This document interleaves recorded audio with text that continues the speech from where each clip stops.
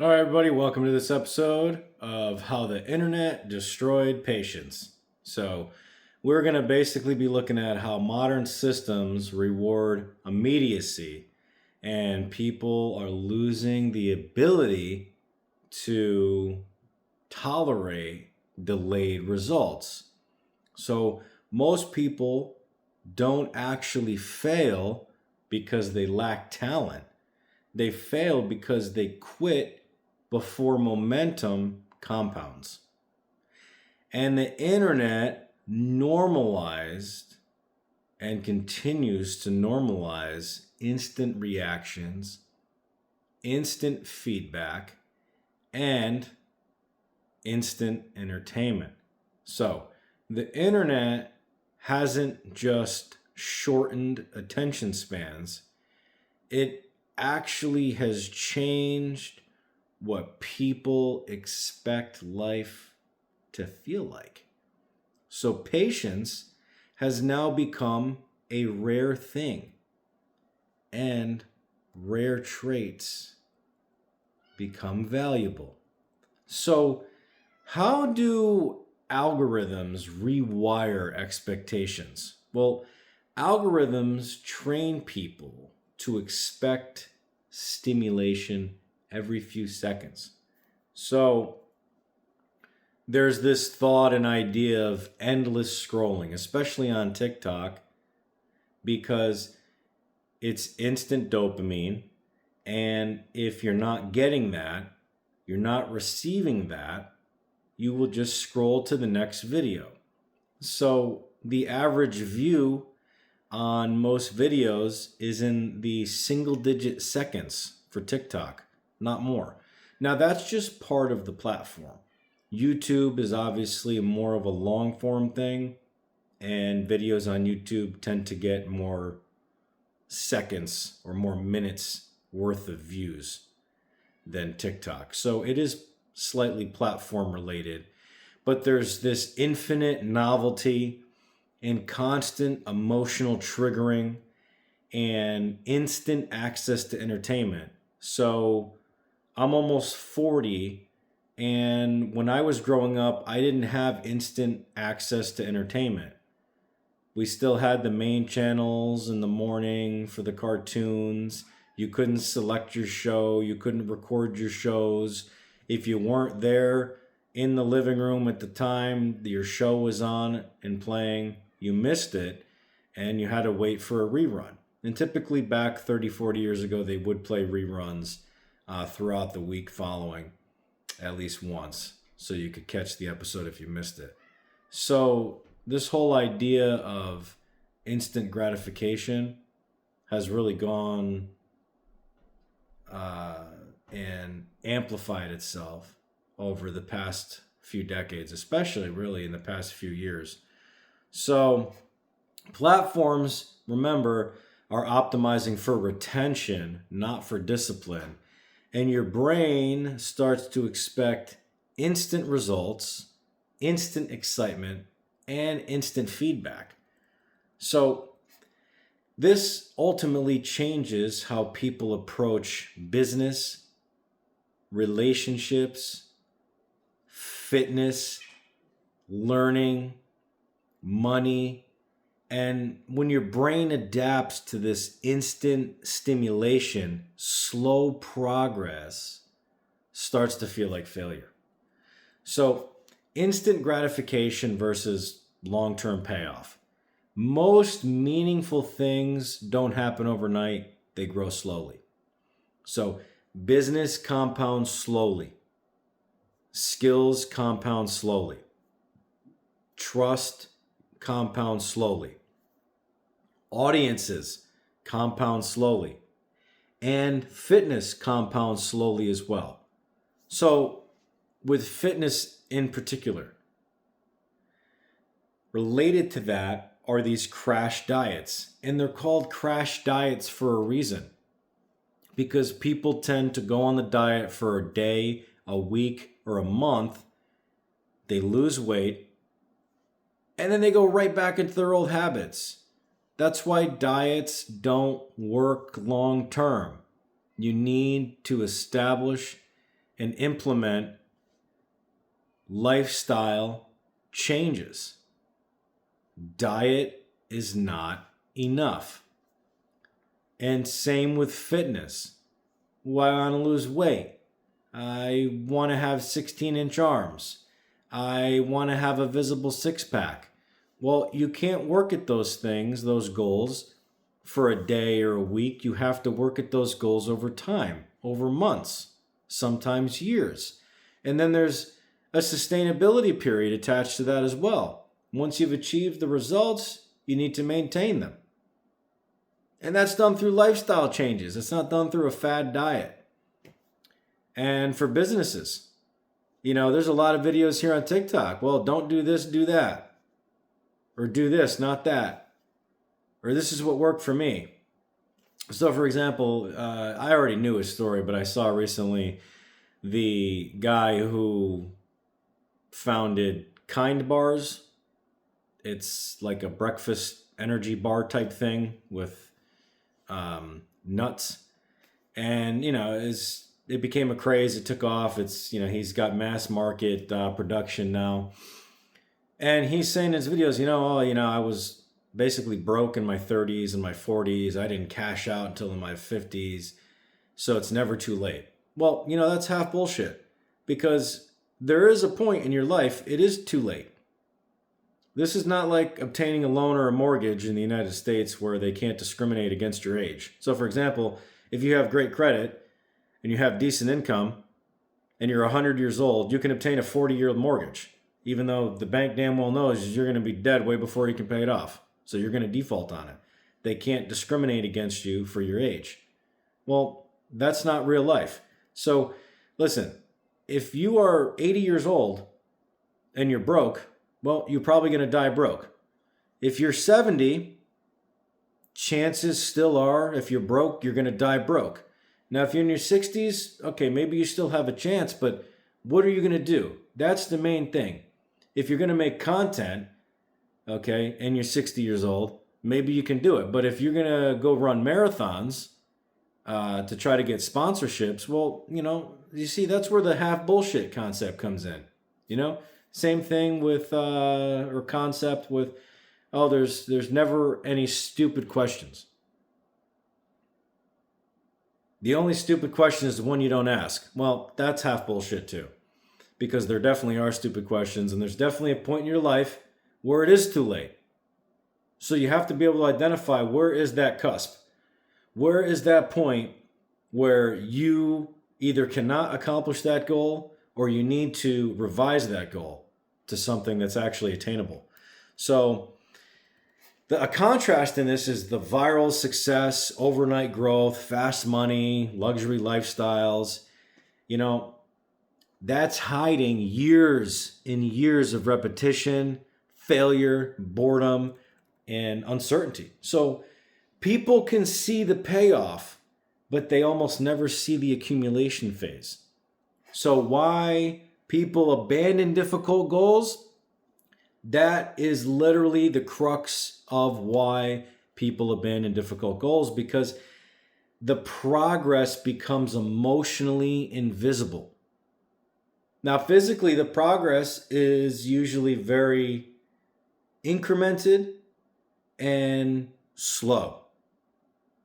And people don't like that because the culture nowadays doesn't tolerate that. It's not that it's ambiguous, it's that it's not fast enough. So early growth, and I can tell you from experience, is psychologically brutal. Most effort appears unrewarded. Human beings need reinforcement. So basically, I put all this time into it. I put all this effort into it.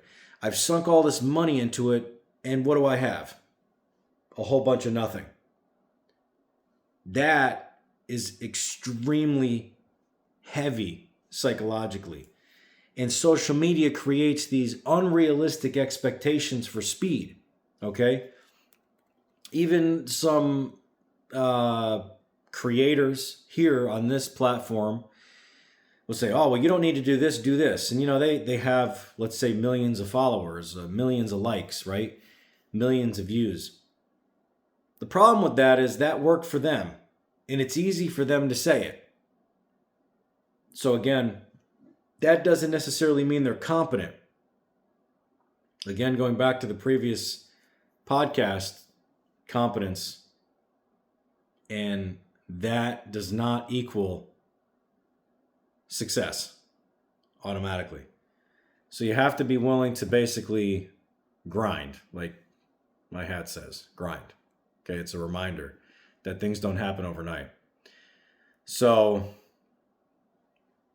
examples of this could be new podcasts getting, only a handful of views, businesses with no customers, new creators posting consistently with little engagement, or, fitness transformations taking years. So people don't quit because the goals are impossible. They quit because uncertainty becomes emotionally exhausting for them.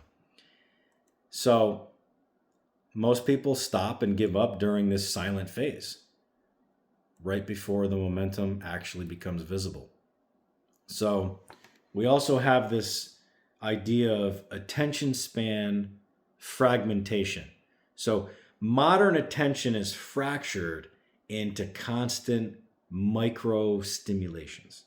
So when we talk about the 2020s here, we are talking about notifications, short form content, multitasking, switching tasks constantly, inability to focus deeply. So deep work now feels uncomfortable to many people because of that. And I'm going to talk a little bit about multitasking. So one of my future podcasts will be on meditation and mindfulness, which I fortunately have many thousands of hours of experience in myself, aside from much research and reading on the subject as well. I've experienced it firsthand, and I'll share those experiences with you in a future podcast. But that kind of coincides with multitasking because humans think that they can multitask when really we can't. Just like our eyes can only focus on one object at a time, your brain can really only focus on one thing at a time. So while a drummer may be hitting a drum up here with one hand and hitting a cymbal here with the other hand and working the double bass with their feet simultaneously, that's really all one process in the brain. Now, if you want to multitask, or say you can multitask and say, well, I can write an email and talk on the phone at the same time. I can write an email, talk on the phone, and do something else simultaneously. Well, that's not true multitasking, because one of those things is on autopilot. When you're typing that email, you're not truly listening. Or if you're typing that email and you're speaking, you're just speaking to speak. It's not true listening. It's not true communication. You can't hold two forms of communication simultaneously at the same level of attention. So true multitasking is really a myth. And this is why, and part of the reason why longer term projects feel harder, because in today's society, we're pressured into this multitasking worldview. Like, if I don't do this and that in this amount of time, then I'm going to fail. So that's why writing a book, starting a business and actually sticking with it, studying, writing in general, or building systems, that's why those longer term projects, they actually seem very emotionally and psychologically heavy. And sometimes it's so heavy that people just don't even start them because they feel, or they know, that they'll reach their limit at some point and they're not going to be able to accomplish it. So they just don't even start it. So a distracted mind struggles to build. anything worth value. And unfortunately, in today's society, most everyone's mind is unfortunately distracted. So we have these dopamine cycles and validation loops. So people become psychologically dependent on feedback. So likes, notifications, comments, view counts, instant reactions. And so what does this do? This is like a platform condition. And it conditions emotional dependence on this kind of external validation.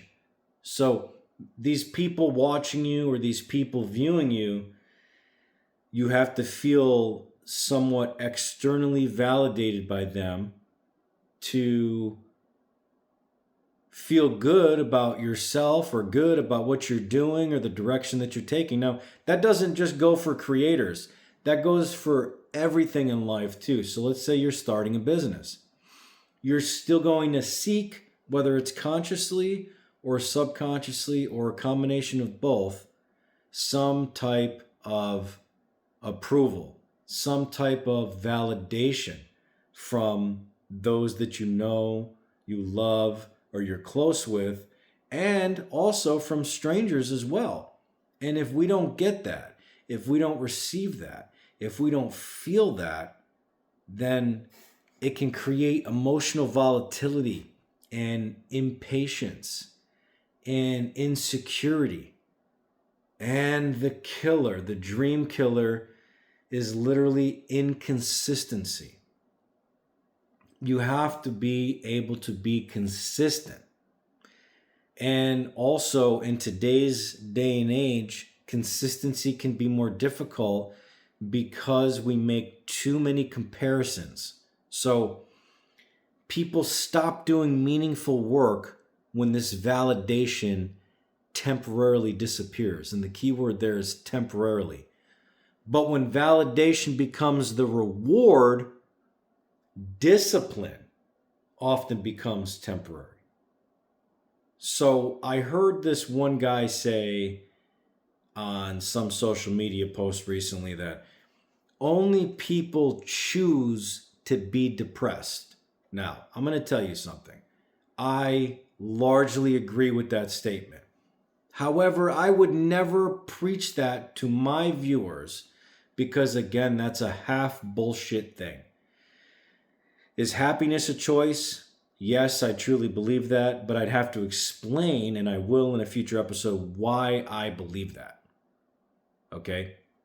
And just because I explain it, and just because I have that type of wisdom, doesn't mean I can automatically imbue you with that wisdom through my own experiences, because you have to experience it yourself. Remember, wisdom is not something that you can teach. Wisdom is something that you have to live and experience.